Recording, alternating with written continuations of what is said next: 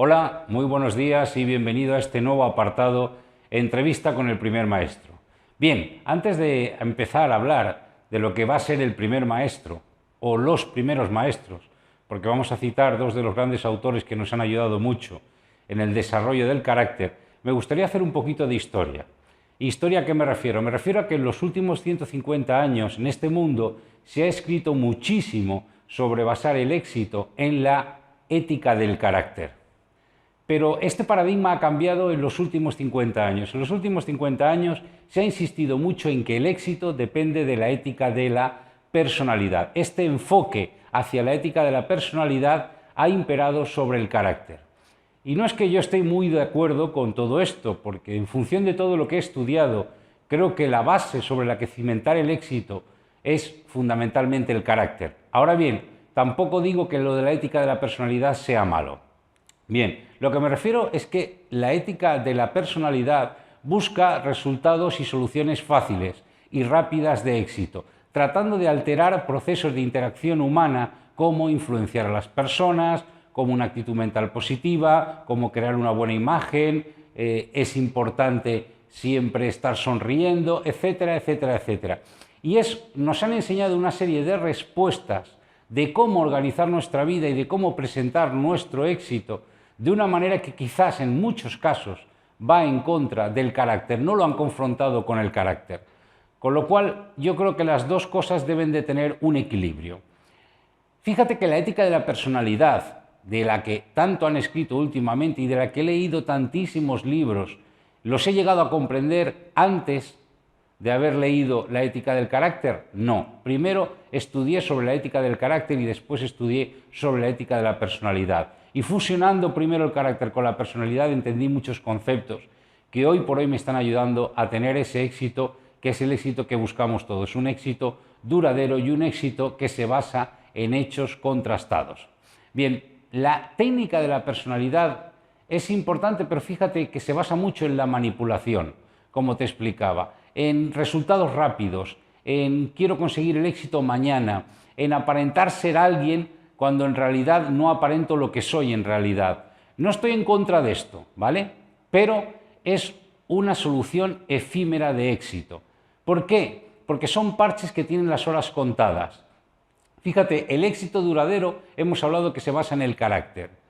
Pero lo más importante es que estos nuevos líderes de los que ya hemos hablado anteriormente, basados en la ética de la personalidad, tarde o temprano van a encontrarse desnudos, porque tarde o temprano los vas a conocer. En el apartado anterior hablé de que lo que es el carisma te permite entrar dentro de la casa, pero lo que te permite continuar es la credibilidad. Y la credibilidad es la confidencialidad, o sea, en la confianza que tú adquieres con una persona o con un alumno, en este caso, a base de ir ayudándolo en su progreso hacia el éxito. Con lo cual, para que te hagas una idea, la ética de la personalidad es como si estuvieras viendo un iceberg en el mar. La ética de la personalidad sería la punta del iceberg. La ética del carácter sería todo el gran bloque de hielo que está debajo del mar y que tú no puedes ver, para que veas la importancia de una con respecto a la otra. ¿Lo que ha venido sucediendo? Pues que utilizando la ética de la personalidad han aparecido líderes manipuladores, que solo les ha interesado su resultado, aplicando técnicas de personalidad que han seducido a sus seguidores, pero que en realidad detrás de ellos existían intereses ocultos, ideas de arreglos rápidos, conseguir los objetivos para ellos poder llegar a sus metas. A veces podrán conseguirlo, pero como te explicaba, no van a perdurar sus éxitos y al final van a ser descubiertos. Para comprender y desarrollar hábitos de eficacia, me he apoyado mucho en el señor Covey y en Viktor Efran. En concreto, en Viktor Efran leí un libro que me impresionó muchísimo, del cual vamos a hablar algunas anécdotas o pasajes de ese libro, que se llama El hombre en busca del sentido, y que realmente ahí me enseñó a ver desde dentro lo que se llama la libertad interior, de la que más tarde vamos a hablar. Pero, perdón, lo que te quiero explicar es que ellos han conseguido aprender a desarrollar desde su óptica el carácter y llegar a tener éxito, basándose siempre, primeramente, en el carácter. Cuando hablamos del carácter y de aprender sobre el carácter, hablamos de entender que pasamos de una etapa de dependencia, que era cuando éramos unos niños, y de esto ya hablamos en otros apartados, a una etapa de independencia. Me explico. En el hecho de tomar como hábito la dependencia, acabas de asimilar el primer hábito del carácter, que nosotros lo denominamos la proactividad. Ser proactivo no es solamente tomar la iniciativa. Ser proactivo es responsabilizarte de que tu destino depende de ti, de que tu vida está en tus manos. Y quiero que examines muy bien la palabra responsabilidad, porque significa la habilidad para obtener respuestas de tu conducta y tomar decisiones basadas en esa conducta, apoyado en tus valores, y no basar o tomar decisiones apoyado en tus emociones. El ser proactivo, te voy a poner un ejemplo para que lo puedas entender mejor. Imagina que planeamos un día de playa, con toda la familia mía nos vamos a ir de playa. El día anterior estamos totalmente entusiasmados, las emociones están vibrando, oye, vamos a preparar esto, por la mañana vamos a almorzar, vamos a preparar una neverita con el picnic, con todo preparado para poder comer, luego por la tarde vamos a jugar al balón y vamos a jugar juegos de playa, las raquetas, etcétera, etcétera. Total, que toda la familia estamos ilusionados con pasar ese día juntos. Perfecto, nos vamos a dormir con una ilusión tremenda, los niños hasta les cuesta dormir de la ilusión que tienen por ese día de playa. Cuando nos levantamos por la mañana nos encontramos con una ingrata sorpresa. Hay una tormenta increíble. Es tan fuerte que acaba de arruinar nuestros planes. La gran mayoría de personas pensaría, toda la emoción tirada a tierra, todos los planes hechos al suelo. Bien, ¿qué hace una persona como tú o como yo, que es una persona proactiva? Rápidamente cambia el chip y dice, bueno, tenemos una situación, hay una tormenta tremenda, con lo cual no podemos estar al aire libre. Pero ¿quién nos dice que hagamos lo siguiente? A ver, ¿qué os parece, chicos? Por la mañana, o sea, ahora mismo vamos a coger el coche y con nuestro picnic nos vamos a ir a almorzar a la bolera. Vamos a disfrutar de una buena partida de bolos, vamos a jugar y a ver quién es capaz de ganar. Los niños vuelven a recobrar la emoción y el entusiasmo. Después de comer, si os parece, podemos hacer otra cosa. Nos podemos ir al cine y os dejamos que elijáis la película que más os guste y podemos ver la película todos juntos y pasar un rato divertido. Y luego ya regresamos a casa y cenamos en casa tranquilamente. ¿Qué os parece? Automáticamente, ¿qué te quiero explicar con la proactividad en este momento? Que el ser proactivo es tomar la iniciativa, es decir, ha sucedido un caso en el cual no podemos controlar, es el tiempo.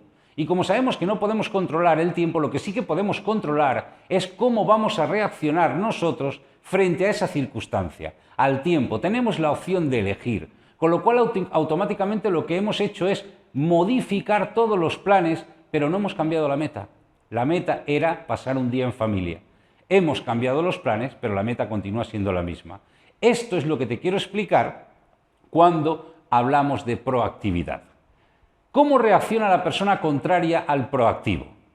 Lo llamamos reactivo. Pues ¿cómo reacciona? Se levanta por las mañanas y comienzan las lamentaciones, echándole la culpa al tiempo. Fíjate que se ha dejado llevar por las circunstancias en ese momento y esa persona en ese momento está pensando, madre mía, ahora fíjate, no vamos a poder disfrutar, los niños se ponen a llorar, la familia entra en emociones de tristeza, en emociones de rabia, en emociones de impotencia. ¿Todo por culpa de qué? De que la persona ha actuado reactivamente. Fíjate la diferencia entre actuar de una manera o actuar de otra y cómo el que tú actúes de una o de otra influencia al resto de personas que son tu familia, que están alrededor. En el caso de reaccionar proactivamente, la ilusión ha sido mantenida. Los niños continúan felices y vais a pasar un día extraordinario, o vamos a pasar un día extraordinario, en la bolera, comiendo y en el cine. Con la persona reactiva, automáticamente nos hemos quedado en casa y todo han sido lamentaciones y seguramente surgirán enfados, riñas, producto de que esa emoción que se ha quedado dentro es una emoción de tristeza y es una emoción de rabia y de impotencia. La persona proactiva o el hábito de la proactividad no culpa a las personas ni a las circunstancias, simplemente cambia los planes. Esto es difícil, muy difícil para las personas que son reactivas. Porque durante tanto tiempo se han ocupado de echarle la culpa a otros de lo que les pasa, de su destino, etcétera, etcétera, etcétera, del gobierno, de las circunstancias, que al final es muy difícil para ellos reaccionar ante esta situación. Bien, cuando piensas como persona proactiva, tú eliges las respuestas. Y entonces tú entras en concordancia con los principios, que los principios es algo que viene de la naturaleza. Los principios es algo que van a existir siempre y toda la vida. Y el carácter se basa en los principios. Qué curioso.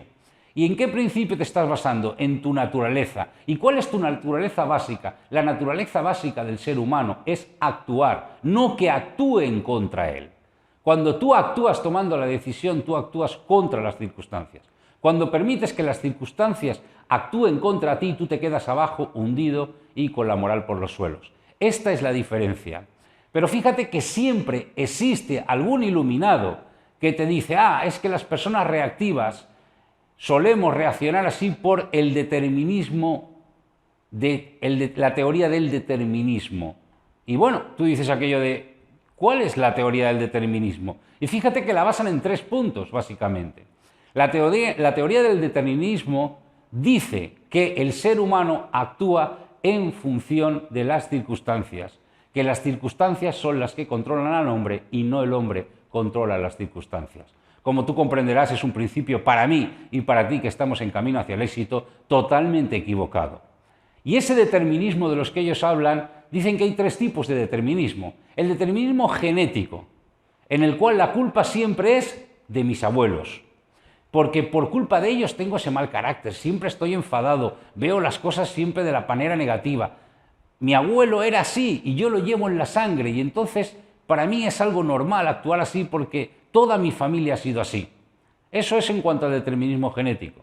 Hay otro tipo de determinismo, el determinismo psíquico. Ahí la culpa ya no es de los abuelos, la culpa es de los padres. Y te voy a poner un episodio de tu infancia.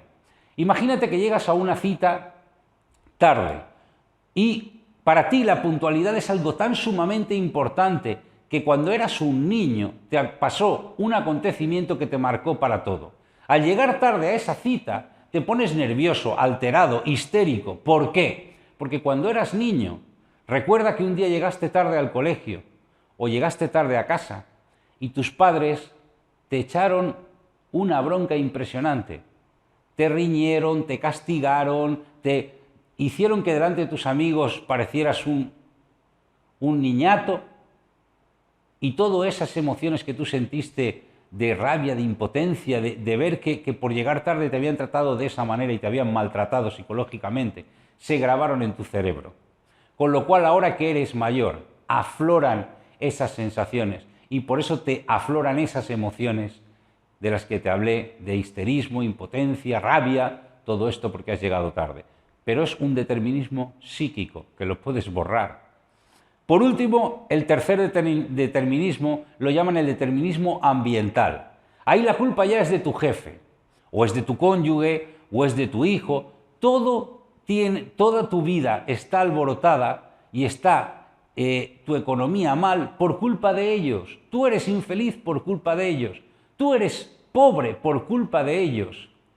Aunque a veces también le eches la culpa al gobierno, porque es otro argumento muy rápido y muy técnico para poder utilizarlo ante un determinismo ambiental. Pero si te fijas, el lenguaje del reactivo siempre es no puedo, me influyen mis determinismos, estoy condicionado a esos 3 determinismos. Siempre tengo una excusa, siempre hay algo que no hacer, no puedo, no tengo. En lugar de decir la verdadera realidad, en lugar de psicológicamente hablando, describirse como un ser irresponsable e inconsciente que no es capaz de tomar las riendas de su vida y de ser una persona proactiva y tomar las decisiones y elegir la mejor opción ante cualquier respuesta que pueda recibir. Pero es más fácil lo que te he dicho, quejarse y llorar. Ya lo he comentado en muchos apartados anteriores. Esta es la filosofía del perdedor, esta es la filosofía del mediocre. Y tú y yo optamos por ser proactivos, porque este es el carácter que define a los ganadores. O sea que, fíjate que el problema del reactivo es que tanto se cree que no puede y tanto le influye su determinismo y tanto ve que realmente por culpa de otros él no tiene lo que quiere, que esa profecía se hace realidad en su mente y se hace tan real en su mente que su mente va a buscar siempre todas las situaciones que justifiquen su victimismo. Es decir, que igual que funciona para el éxito cuando tú eres una persona proactiva y encuentras soluciones para conseguir éxito rápidamente, porque tu mente está en estado proactivo, igual funciona para el reactivo. O sea, el mecanismo es el mismo, simplemente que tú y yo lo utilizamos para el éxito y ellos lo utilizan para el fracaso. Con lo cual al final acabas con la conclusión de que es igual de fácil tener éxito que fracasar, porque los mecanismos son exactamente los mismos. La proactividad, el ser proactivo, no negamos el determinismo. No queremos decir que el determinismo genético, psíquico o ambiental pueda tener una determinada influencia, pero lo que tenemos muy claro es que podemos elegir la respuesta en la forma que nosotros le ganamos el control a las circunstancias y no somos controlados por las circunstancias. Esta es la diferencia mental. Viktor Frankl, en su libro El hombre en busca del sentido, nos describe un ejercicio que realmente es un ejercicio de proactividad impresionante. Dice que él, cuando se encontraba en medio del campo de concentración con unas grandes luces iluminado y le habían quitado toda la ropa y tenía todo el cuerpo lleno de heridas y estaban desinfectándolo, él en ese momento pensó: me podéis quitar mis ropas, me podéis quitar todo, pero hay una cosa que nunca vais a poder quitarme, y esa es mi libertad interior. Me podéis destrozar el cuerpo, que es el cuerpo donde yo vivo, pero nunca vais a poder herirme sin mi consentimiento, porque aunque yo vivo en ese cuerpo, yo elijo las circunstancias, yo elijo las respuestas a las circunstancias. Viktor Frankl cuenta que en ese momento descubrió que su libertad interior, a través de unas prácticas y técnicas mentales, emocionales y psicológicas, consiguió que cada día, utilizando la imaginación y utilizando su conciencia, crear una libertad interior que le permitía ser más libre que sus propios captores. Él se encontraba más libre que los propios soldados que lo tenían preso. Porque él decía que en el ambiente en el que él estaba viviendo, la libertad era una condición, pero su libertad interior era su elección. Y él podía elegir, dentro de un mundo condicionado, ser libre. Cuenta que él jugaba todos los días, cuando ya acababa todo el ejercicio que les hacían, que les obligaban a construir vías en los trenes para los ferrocarriles de los nazis. Él contaba que cuando llegaba al barracón y todo el mundo se lamentaba y lloraba, él se sentaba, se acostaba en la cama y mentalmente practicaba su idea de libertad interior. Y se dedicaba 2 horas a jugar al golf mentalmente. Lo curioso de Viktor Frankl es que cuando salió del campo de concentración y acabó la Segunda Guerra Mundial, él practicó golf y su promedio solo disminuyó en un 3%, porque él durante todo ese tiempo que estuvo preso, todos los días, jugaba una partida de golf en un campo del golf que le permitía sentirse libre.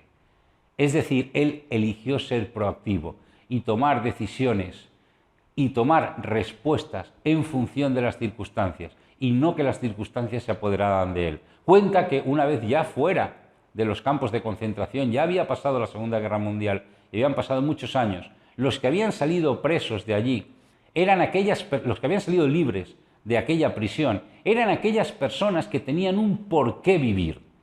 Él decía que cuando las personas tienen un porqué y tienen un propósito, no importa el cómo viven, no importan las circunstancias, por muy duras que esas circunstancias sean. Imagínate cómo vivían estas personas en los campos de concentración.